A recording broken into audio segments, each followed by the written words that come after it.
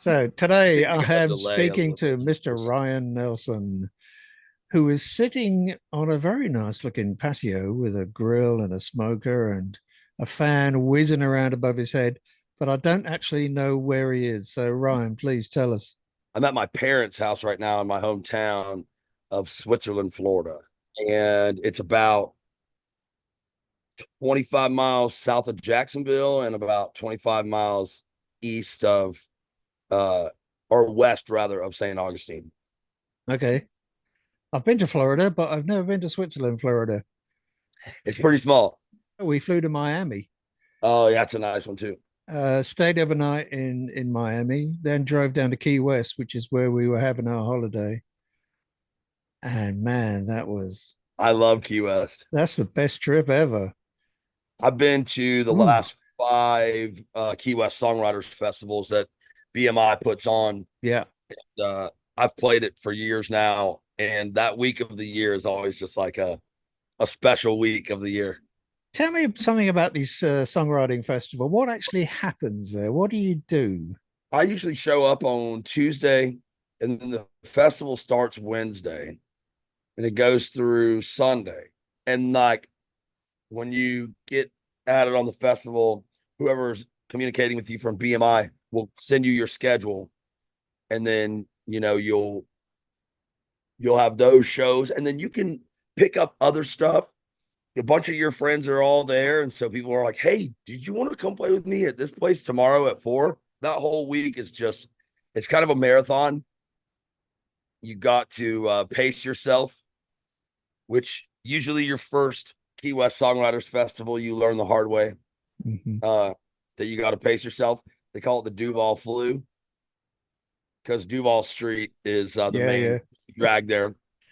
So Duval flu is a real. A dangerous disease. There you go. Yes, it is.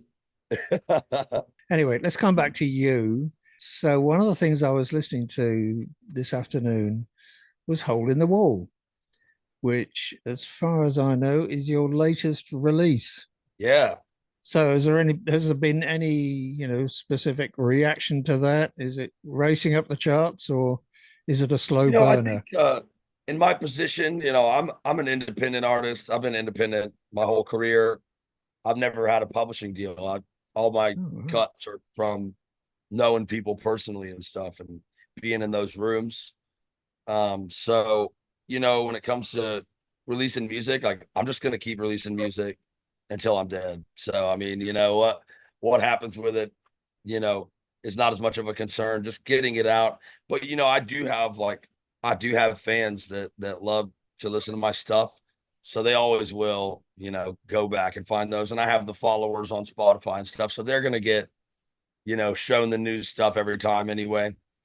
And it's I think the first week we did like 5,000 streams. So I'll take that. Oh, That's yeah, awesome. sure. In terms of this release, Hole in the Wall, is this part of a larger project, or do you release individual items as you can? Yeah, so it's a funny story about that actually because yes, it is part of a bigger project. The record's going to be called The Next One, which was the first single off of it. Um so that was the title track.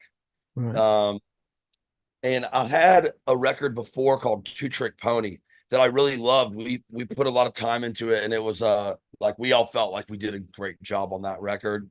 And I put out the first three singles, and one of them has become one of the biggest songs of my career. So a single always performs better. I haven't decided yet how many singles we're gonna do, but I'm just gonna keep putting out singles probably through the end of the year and then drop whatever's left of the album in 2025. Okay. Yeah, I was listening to that album actually as well this afternoon. I did the same thing. You kind of flick through all the songs and Right. you stop at the ones that kind of grab your attention and listen through to them. Um, um, I'll tell you what my favorite was. It was actually the last track. It wasn't the truck. Yeah, yep.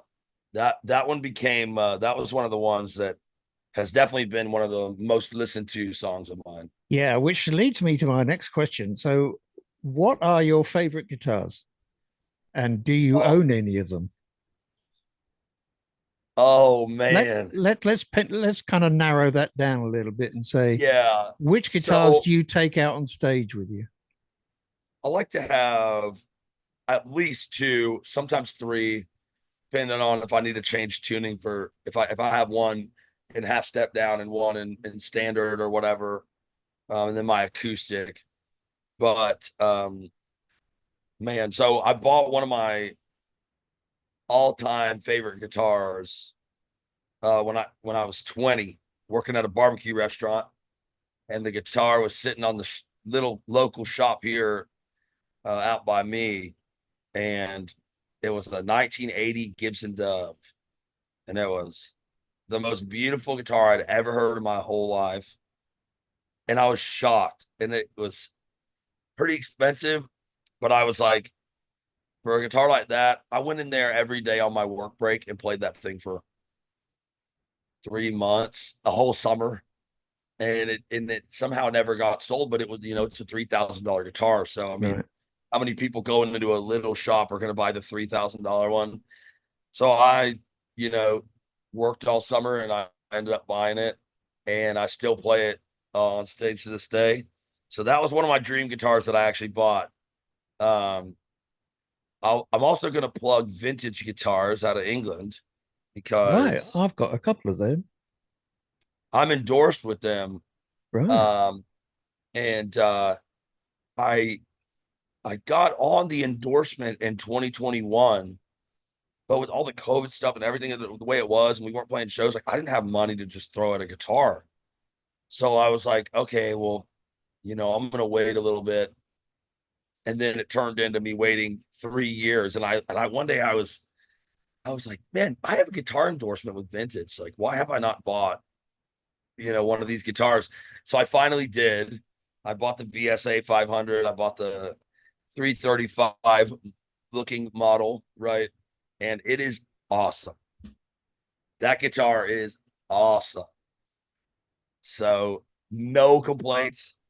I had a feeling I was going to like the vintage line of guitars. Who were you listening to as a kid growing up and trying to emulate on the guitar? Yeah, with my dad, like I said, my dad was more like listening to rock and roll. So uh obviously Leonard Skinner, but AC/DC. My dad loved AC/DC, and the Black Crows Yeah, and that's a good band. stuff like that. When I was really young, when I was like a little baby, basically toddler, um, the first music I probably ever heard was Elvis and the Beatles and James Taylor. So that was like the Oh, earliest stuff. First, songs I was like knowing the words to as a toddler was like probably the Beatles, sitting in the back of my dad's car when we had it on cassette. Really, I love the Beatles. Um, I love James Taylor, two of my favorite artists ever. Right off the rip. So, with both of those artists, there are times where they, even more so the Beatles with the more rock guitar and like rock and roll driven, but then they have these like really deep and beautiful songs as well. And James Taylor, just beautiful stuff, and blues influence as well, and all this stuff. So those are the first really like things that I was super super influenced by. And then I was growing up in the '90s as a child. So, and my mom's from Mississippi. So what do you think's on in the car? It's like the country radio station. So I knew every '90s country song by heart by the time I was 6, and 7, and growing up through the '90s. Um, and then from there, discovered punk rock. I live in a big punk rock town. There's a bunch of big heavy music bands out of my town and punk bands and stuff like that. And one's close by in Florida. I think Florida in general was a big state for that kind of punk rock stuff in general. So I discovered that, and bought my first electric, or my dad bought me a $100 Strat type, and I started writing punk rock songs and made a band. But then after I kind of fell out of love with the heavy stuff, you know, that was right when I bought that Gibson Dove. And I knew Yeah. I wanted to play country. I knew I wanted to play stuff like James Taylor, and I knew I wanted to play stuff like Leonard Skinner, and I knew I wanted to play stuff, like Alan Jackson, because I was a huge Alan Jackson fan as a kid. Like that was there was so much great country in the '90s, but Hell yeah. there was something when my little 5-year-old brain heard Alan Jackson, I was like, that is the best thing ever, you know. So I was the biggest Alan Jackson guy. Obviously George Strait as well. I could sing all their songs. I loved Brad Paisley when he was coming out, Toby Yeah. Keith. So stuff like that. And then once I fell out of love with the heavier side of stuff, I was like, I want to revert back to like my roots, where I really come from and musically. And I mean, I'm from a town of 6,000 in Florida, so ain't many of those left. Anyway, I think I'm going to wrap it up there. I'm going to have enough material now to make a nice little interview for Country Music News International. So, signing off, my name's Nigel Sharpe. I've been speaking to Ryan Nelson. It's been a lot of fun talking It about has. guitars, Southern rock, country music. Doesn't get any better than that, except it's time for a cold beer for me. Yes. I don't know about for Ryan, but my throat's getting dry. It's pretty hot over here right now as well. Thanks very much for taking the time to talk to us. We appreciate it a lot. No And problem, dude. I will wave you goodbye. All right. Thanks, You, man. you take care. Bye. You too.